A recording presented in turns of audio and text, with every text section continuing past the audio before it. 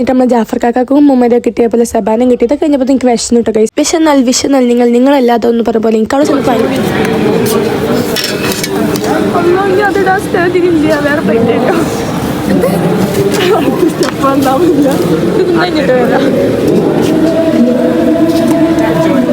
കുറച്ചും കൂടി ഞാൻ അത് കുറച്ചും കൂടി ഒന്നുകൂടി ഓക്കെ താങ്ക് യു.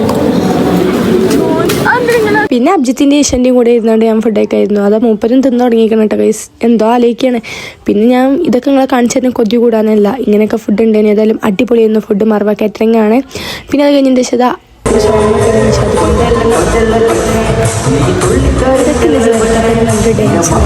അടിപൊളിയായിരുന്നു.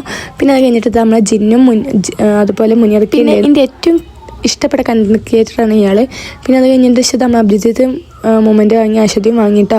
കഴിഞ്ഞിട്ട് നമ്മൾ ജിഷാന്തിക്കാൻ അടിപൊളി പാട്ട്. എന്താല്ലേ ഇതൊക്കെയാണ് ഒരു ആക്ടിങ് ആണേ.